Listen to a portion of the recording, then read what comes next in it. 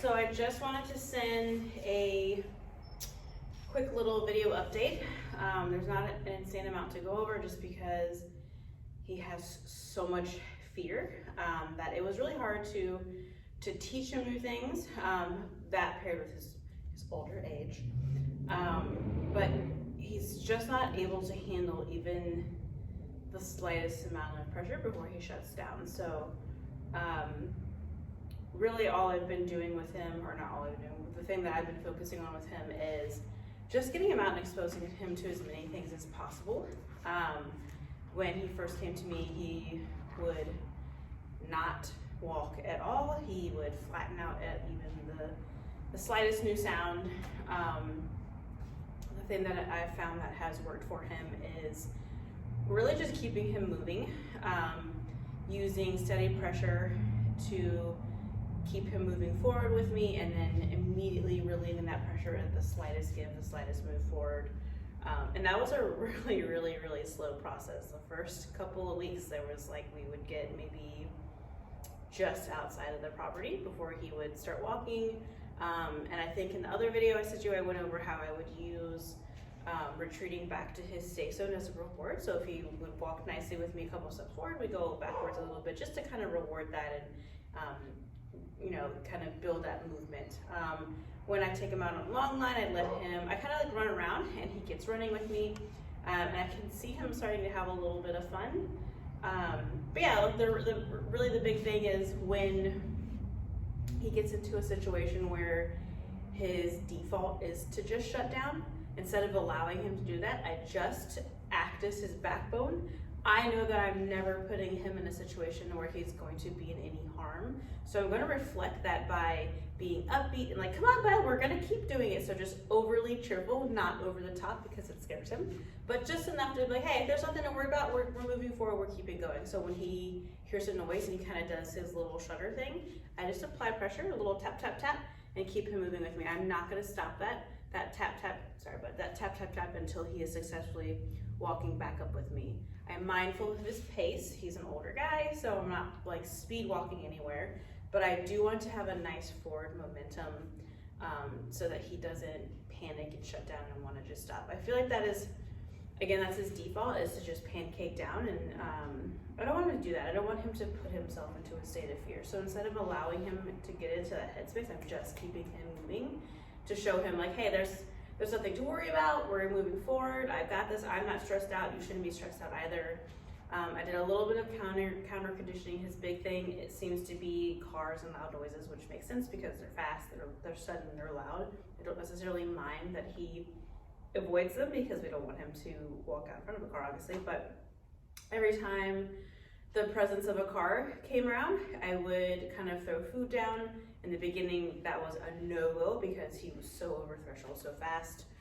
But as we got out more and more and more, and we were able to be around cars coming and going and kind of off in the distance, every time he heard a car and reacted to it, I would give him his food, reward him. And so now he's pretty good about ignoring cars. We can walk, you know, up and down the road. I avoid plate like in front of me is Broad Street. Obviously that's too much for him, but these little neighborhoods where he lives, those types of cars, he's so much better walking by them, again, keeping him moving forward.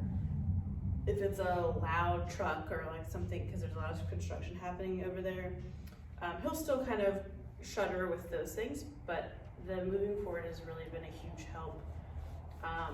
Other than walking, he hasn't been overly successful with a lot of obedience. He acts as if he's in trouble when I'm trying to teach him new things.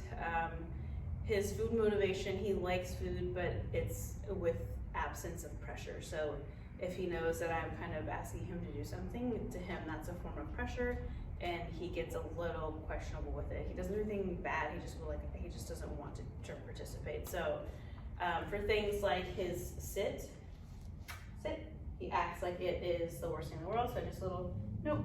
A little bit of leash pressure. Nope. Beau, sit. Good boy. So like, this is not a normal dog behavior.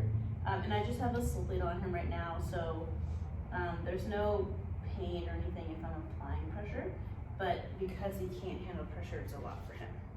Good. And then right now he's not willing. Oh, you are. Oh, good man. Good boy. Okay. Good job. A lot of times he won't take food if he's a little stressed out. Confidence building wise, any success, the slightest success, something that would not even be on the radar for a more confident dog, I make a huge deal out of. So moving forward in a situation that he's unsure of, walking into a new textured area, walking around cars, any of those things, if he's successful even the slightest bit, I make a big deal in a way that he's able to handle. So, good boy, like just the soft stuff, yes, come in. Like those are things, even though he's not acting overly thrilled about it, the fact that he's able to move towards me without pressure is showing me that he at least enjoys it. The situations that he's in every day out in the yard, he's insanely more confident. He doesn't necessarily like interacting with a lot of the other dogs, but I can tell that he likes being out there. He likes being social. He started barking when he sees me. He's really picked up on the routine well, so he's able to come and go from his kennel to go out to the yards. All of those things have really been helpful. So I think the biggest thing here, I know you want to take him out on walks. I would do that as much as you can. Stick to areas for now that you're going to, I would go to the same areas pretty regularly. So I take him, I don't know exactly where you live, but I know it's in the corner of that, in the condos, just because the first time we met, you came out of there.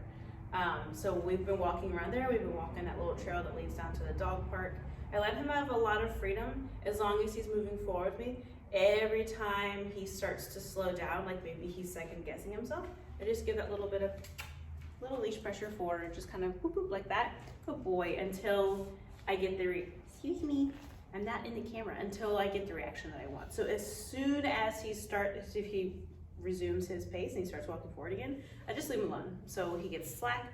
If he wants to wander off to the side and sniff a little bit, that's fine, as long as it's not him shutting down. If he wants to go sniff and explore and use the bathroom, I'm gonna allow him to do that. I'm assuming that you don't need him to have some fancy heels. So if he wants to just explore and sniff around, I would love for him to do that, because it's not something that he's regularly doing. He's just kind of like autopilot, let's move forward, let's do this. So if he's sniffing and doing those things, that means he's relaxed.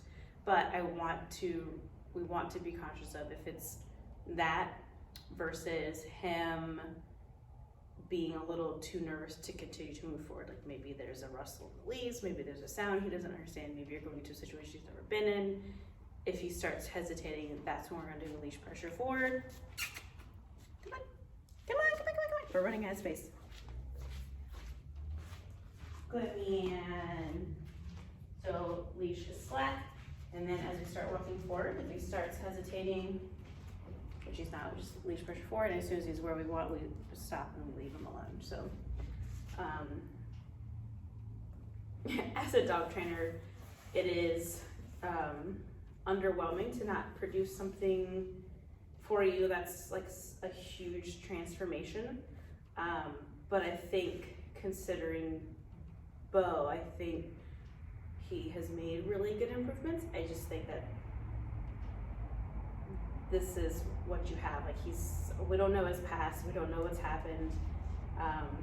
He's doing great for considering his emotional capabilities. Like he's very, very emotional about this. So I hope you're happy with it, and I hope he continues to walk as well as he's been walking with me around the neighborhood. We've been to Home Depot, we've been to an additional neighborhood. The city over there, by like the library, the little like all the construction zone on the other side of the library. I mean, he's been to, not a huge fan, but he is able to walk over there. It's just a little bit more guidance from you. Whereas by your house, he's kind of got that down pat. So again, just make sure we are keeping him moving, exude confidence, be his backbone. We know he can walk, there's no physical limitation. we just have to teeter on understanding that he has limitations and still keeping him going and moving forward and not allowing him to get to a headspace where he's panicking and shutting down, because I don't think that's healthy for him. Right, buddy? He's like, I guess so. All right, sir.